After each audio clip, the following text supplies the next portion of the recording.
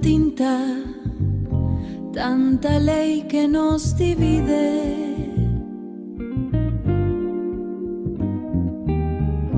Entre dogmas y palabras, el alma se nos pide. Miremos a los ojos al dolor real, que la justicia sea humana, no un código fatal. Despertemos, despertemos, despertemos. Protejamos, protejámonos, protejámonos a los seres vivos, a la naturaleza, al planeta y a las futuras generaciones, generaciones. Derribemos los males, acabemos con la guerra, con las envidias, con los conflictos. Tú puedes ser parte de ello. El camino es elegir el bando. O eres parte del problema, o eres parte de la solución. Hazlo por nuestros hijos, o eres parte de nuestro futuro. Hazlo por nuestros hijos, nuestros nietos, nuestro futuro. Hagadlo por nuestros hijos, nuestros nietos, nuestro futuro. Hagamos el amor a humanidad más consciente y decente. Sí, más consciente y decente.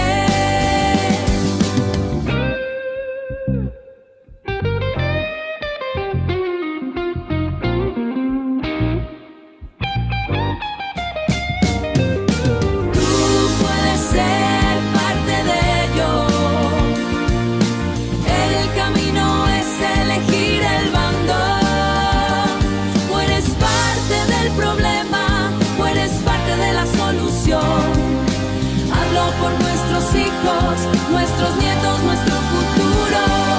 Hagamos el amor a humanidad más consciente y decente. Sí, más consciente y decente.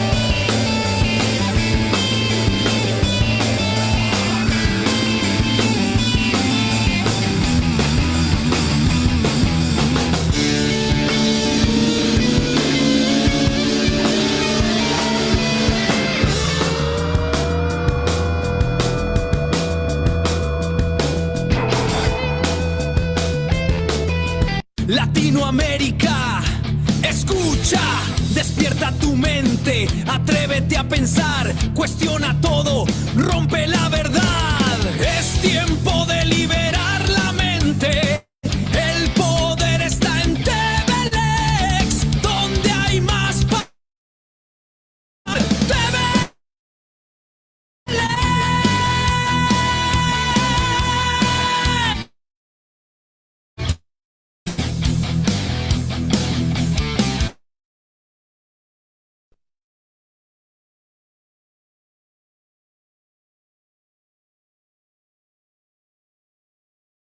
Pensemos por un momento, en una cocina de altísimo nivel. Haz de cuenta que hay ingredientes de primera calidad, las manos masando, sazonando y armando los platos. Claro, a una velocidad y con una precisión que rozan la perfección. Exacto. La comida que sale por esa puerta es impecable. Pero cuando llegan las estrellas Michelin, todo ese valor se lo lleva el dueño del restaurante. Que muchas veces ni siquiera vive en el mismo continente. Tal cual. Quien realmente cocinó, quien resolvió los problemas ahí en la línea de fuego, se queda únicamente con el salario por hora y el cansancio. Pues fíjate que es una imagen brutal para ilustrar la economía del conocimiento actual. O sea, el trabajo duro, la infraestructura y la maestría técnica Sí. le pertenecen a un tercero. Es un sistema donde se entrega muchísimo más valor del que realmente se captura a nivel local. Bueno, vamos a desempacar esto, porque las fuentes de hoy nos pintan un mapa de ruta fascinante.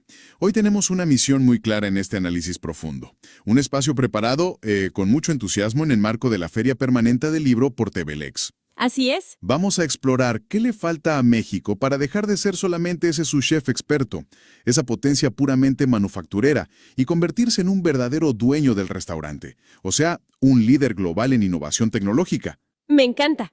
Y para hacerlo, vamos a sumergirnos en una obra muy particular.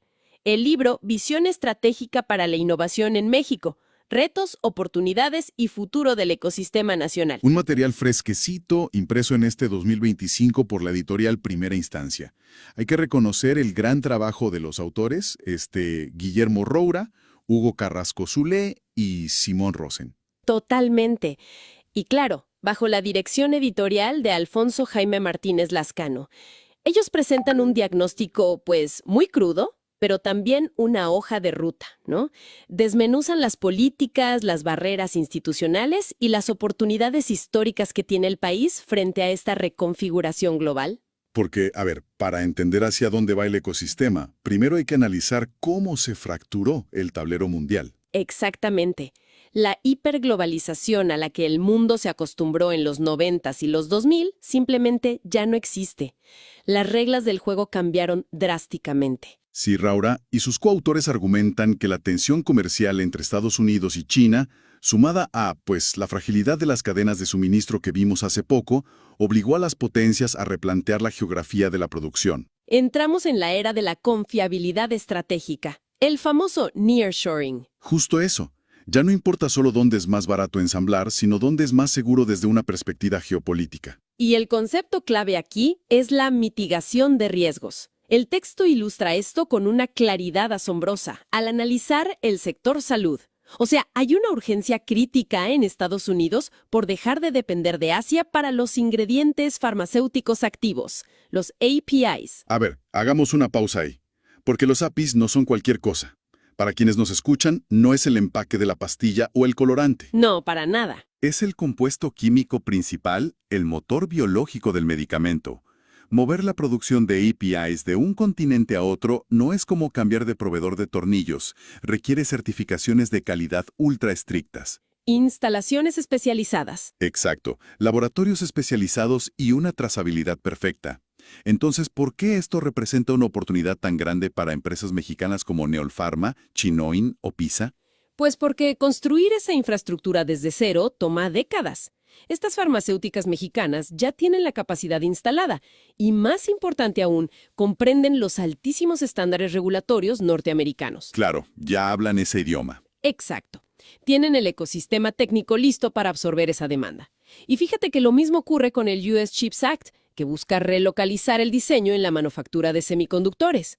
La infraestructura de base en el país ya está operando. Pero, y aquí viene el pero, aquí es donde el texto nos da un baño de realidad bastante frío. Sí, un periodizazo. El contraste es enorme. Somos la tercera economía de Latinoamérica. Estamos en el top 10 global en exportación de alimentos de alto valor. Dominamos el mercado del aguacate, el limón, el mango. Somos potencias armando vehículos y servidores informáticos también. Exacto. Pero seguimos atrapados en la analogía de la cocina. Porque los datos sobre la propiedad intelectual que presentan las fuentes resultan verdaderamente alarmantes. Fíjate, entre 2022 y 2023, la gestión de propiedad intelectual en el país cayó casi un 20%. ¡Wow! Una caída de esa magnitud en tan solo un año no es una simple fluctuación estadística. Como experto te pregunto, ¿qué mecanismo falló ahí para frenar de esa manera el registro de ideas? Mira, la caída responde a múltiples fricciones sistémicas. Hay un embudo administrativo enorme, falta de financiamiento en las etapas críticas y una desconexión brutal entre quienes investigan y quienes comercializan. Ya veo. El análisis de los autores revela que cuando sí hay desarrollos tecnológicos propios, suelen estrellarse contra un muro muy específico. Se estancan en lo que se conoce como TRL4. Ah, el nivel de madurez tecnológica. Al calzar el TRL4 significa que, digamos, lograste validar tu tecnología en un entorno de laboratorio. Exactamente. Tu prototipo funciona en un ambiente perfectamente controlado, con temperatura regulada y sin variables externas que te molesten. Pero dar el salto de ese laboratorio a una línea de producción masiva es el verdadero abismo. Requiere capital de riesgo, estrategias de patentes y transferencia tecnológica real. Y ahí es donde miles de investigaciones brillantes terminan convertidas en archivos PDF acumulando polvo en los repositorios de las universidades. Tristemente, si conectamos esto con el panorama general, vemos que generar ideas no es el problema. El problema es la apropiación de esas ideas. Totalmente de acuerdo. Y si el diagnóstico central es que el conocimiento se genera pero no se apropia, la siguiente parada obligatoria es revisar cómo está respondiendo el Estado para organizar este ecosistema. Y vaya que el andamiaje gubernamental ha sufrido movimientos tectónicos. Vaya que sí. El texto documenta la creación en noviembre de 2024 de la nueva Secretaría de Ciencia, Humanidades, Tecnología e Innovación, la CECITI. Que no es un cambio menor. Elevar esto a rango de Secretaría de Estado manda un mensaje político y presupuestal muy fuerte, ¿no? Definitivamente, es un rediseño institucional profundo. La CECIT llega con el Plan Nacional para la Innovación y el Plan México. Lo fascinante de esta nueva arquitectura, según los autores, es el giro hacia la política industrial activa. ¿A qué te refieras con activa? A que, en lugar de dispersar fondos en investigaciones genéricas o teóricas, el Estado está decidiendo apostar por sectores estratégicos puntuales. Quieren poner al país en la frontera tecnológica con proyectos con nombre y apellido. Proyectos que, hay que decirlo, son extremadamente ambiciosos. Las fuentes citan a Aolinia, enfocado en el desarrollo y ensamblaje de autos eléctricos. Así es. Y Kutsari, un centro de diseño de semiconductores. Pero, a ver, plantemos una hipótesis aquí. Diseñar un vehículo eléctrico desde cero, impulsado por el Estado, es una montaña logística monumental. Titánica, diría yo. O sea, no se trata solo de ponerle una batería a un chasis. Requiere un control absoluto sobre el software de gestión, térmica, la minería de litio, la integración de motores. ¿Es realista pensar que se puede coordinar un esfuerzo de esta magnitud sin una integración masiva del capital privado? Pues mira, esa es la pregunta central que atraviesa a todo el sector. Desde el punto de vista mecánico y de ingeniería, la capacidad técnica existe dispersa en el país. El desafío monumental, como bien señalas, es la integración de la cadena de valor. Claro, armar el rompecabezas. Exacto. Y para que el capital privado y el talento industrial se sumen a estos megaproyectos, exigen una sola cosa: certidumbre absoluta sobre las reglas del juego. Y aquí es donde se pone realmente interesante, porque el análisis de Carrasco Solé y los demás autores aborda una tensión regulatoria que tiene al ecosistema en vilo. Hablemos de la Ley General en materia de humanidades, ciencias, tecnologías e innovación. La famosa LGMHCTI. Esa misma. Específicamente hablemos del artículo 36. Si observamos el texto de derechos de propiedad intelectual sobre invenciones financiadas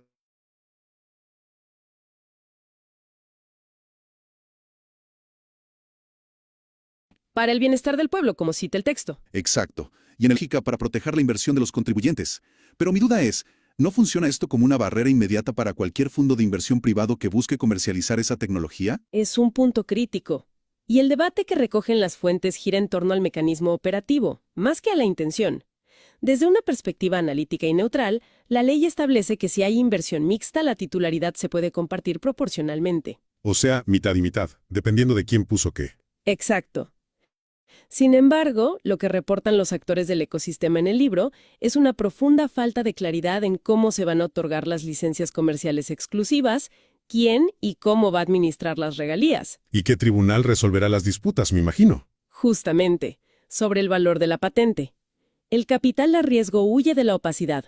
Si una empresa no tiene certeza jurídica sobre cómo va a monetizar el riesgo que está asumiendo, simplemente decide no invertir en el desarrollo de esa tecnología conjunta. Es que tiene todo el sentido del mundo. Si el sector privado frena la inversión por dudas regulatorias, pues la responsabilidad recae aún más en el otro gran motor de la innovación, las universidades. Así es. Pero las fuentes nos demuestran que la academia enfrenta sus propios cuellos de botella.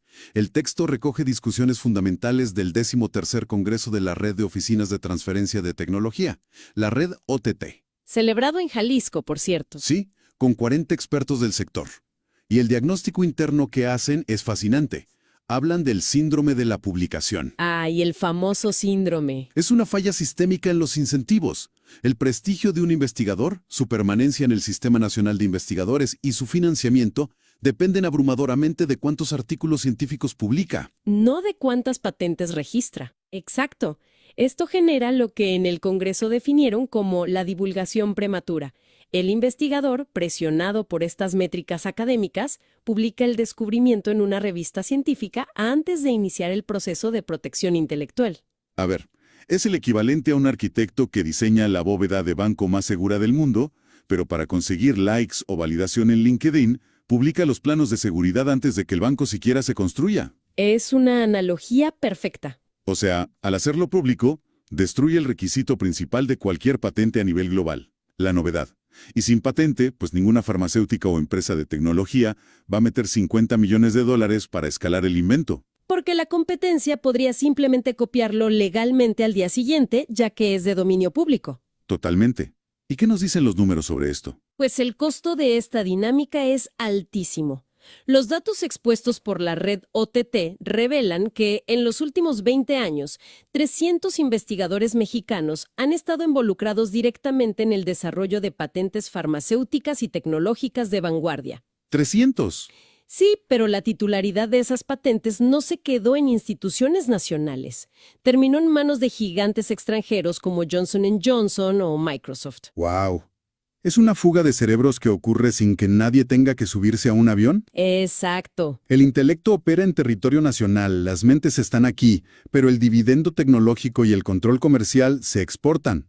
Ahora, más allá de los presupuestos y las leyes de patentes, el Congreso en Jalisco puso sobre la mesa otro factor que, fíjate, suele ignorarse en estos debates tan técnicos, el factor humano. Las famosas habilidades blandas. Así es. Se tiende a pensar que la innovación ocurre por combustión espontánea en un laboratorio lleno de supercomputadoras. No, pero la evidencia que citan los autores muestra que los proyectos suelen colapsar por falta de liderazgo, nula comunicación interdisciplinaria y la incapacidad de negociar con distintos actores. Sí, se encierran en su burbuja.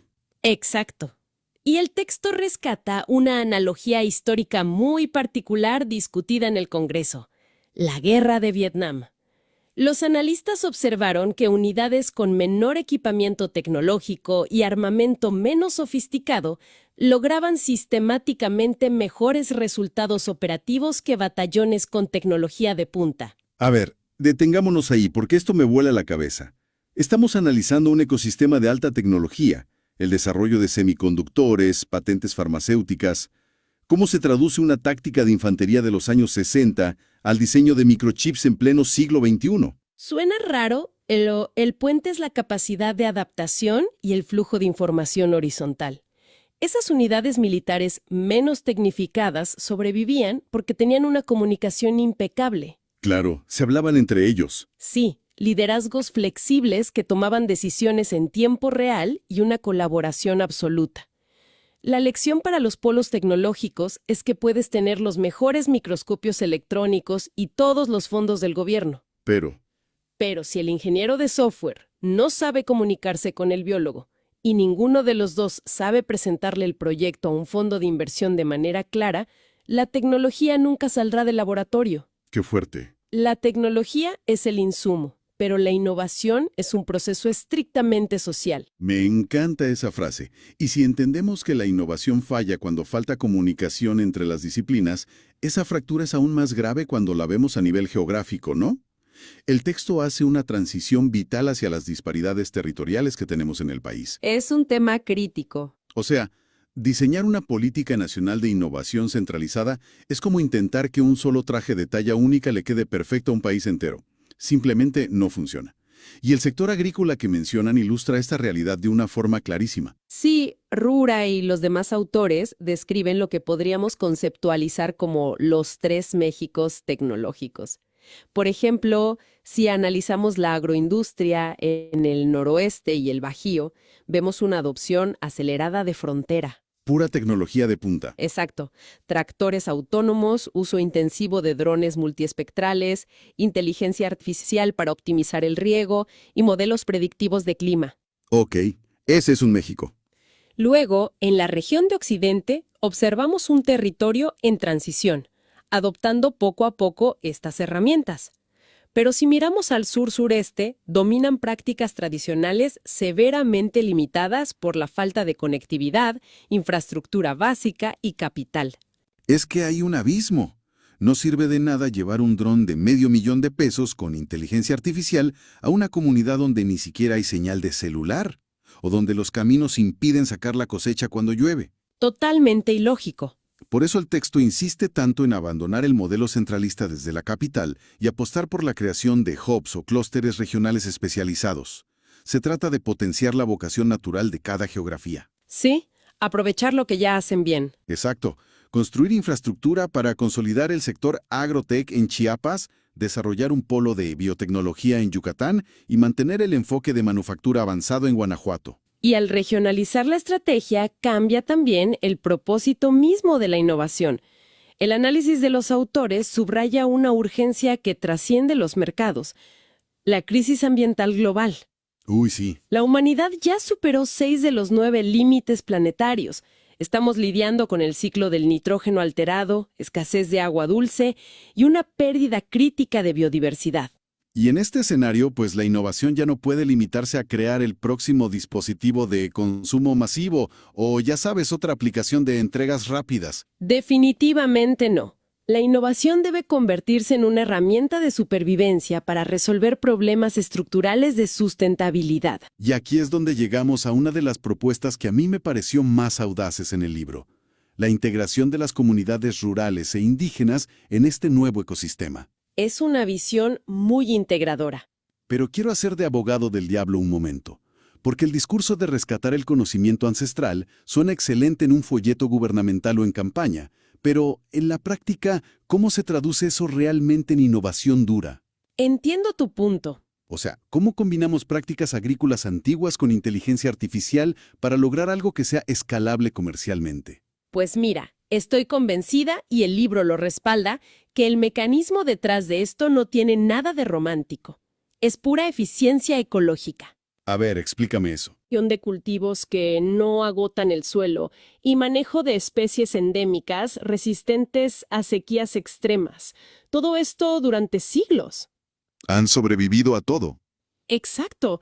El fracaso de muchas tecnologías importadas es que intentan imponer un modelo industrial estandarizado sobre ecosistemas hiperlocales que son muy dedicados. Claro, el famoso traje de talla única que decíamos. Justamente, cuando tomas ese conocimiento empírico sobre la resiliencia del suelo y lo potencias, por ejemplo, con sensores de humedad y análisis de datos modernos, generas innovaciones biotecnológicas increíblemente potentes. Y súper eficientes. Y sobre todo adaptadas a la realidad climática local. Estas comunidades no son receptores pasivos de caridad tecnológica, son socios estratégicos aportando un conocimiento base incalculable. Es redefinir la innovación, entonces no solo como desarrollo económico, sino como un eje de resiliencia y justicia social. Me parece fantástico. Es un cambio de paradigma profundo. Entonces, a modo de resumen, ¿qué panorama general nos dibuja este análisis exhaustivo de Roura, Carrasco, Zuley y Rosen? Por un lado, la infraestructura instalada es colosal. La geografía y el conflicto comercial entre superpotencias han puesto al país en una posición geopolítica que, la verdad, difícilmente se repetirá en un siglo. ¿Es ahora o nunca? Las piezas clave de este rompecabezas, o sea, la capacidad manufacturera, el talento universitario y el interés gubernamental, están desplegadas sobre la mesa. Y el gran desafío, la verdadera barrera a vencer, es el ensamblaje de esas piezas. Exacto. Requiere alinear la legislación para garantizar certidumbre jurídica al capital, transformar el sistema de evaluación académica para priorizar el registro de patentes antes que las publicaciones efímeras, y ejecutar políticas territoriales que dejen de ignorar la brecha tecnológica del sur. Como bien señalan los autores, pasar del diagnóstico a una ejecución quirúrgica es la única vía para que el país retenga el inmenso valor que ya produce. Así es. Pues nos queda una reflexión final para quienes siguen este análisis, una idea un poco provocativa que surge al entrelazar todos estos hilos. Llevamos décadas asumiendo que la próxima gran disrupción tecnológica vendrá inevitablemente impulsada por megacorporaciones transnacionales O enormes presupuestos estatales operando en rascacielos corporativos, ¿no? Justo, pero considerando los límites planetarios y la inmensa capacidad de adaptación que existe en las bases sociales, yo me pregunto, ¿qué pasaría si la tecnología mexicana de mayor impacto global en la próxima década no nace en un laboratorio hipertecnologizado del centro del país, Sino dónde. sino que surge de una cooperativa comunitaria en el sur, utilizando tecnología de frontera para resolver una crisis local de agua o de soberanía alimentaria? Fíjate que es un planteamiento fascinante. Obliga a cambiar el paradigma por completo, a dejar de buscar la innovación exclusivamente en las estructuras tradicionales de gran capital y empezar a rastrearla desde las raíces del territorio. Tal vez sea la única manera de que, finalmente, el sous chef abandone la cocina trasera, tome el control de sus propias recetas y decida dictar las reglas de su propio restaurante. Totalmente de acuerdo. Pues ha sido un recorrido extraordinario por el ecosistema tecnológico y sus laberintos. Agradecemos profundamente a la editorial Primera Instancia por la labor de publicar y estructurar este debate tan urgente y por ser el motor detrás de las fuentes de hoy. Nos vemos pronto, ¿dónde más? En TV Lex.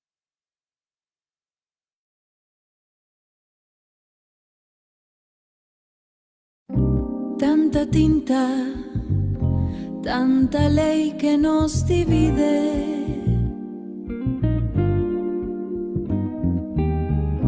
Entre dogmas y palabras, el alma se nos pide.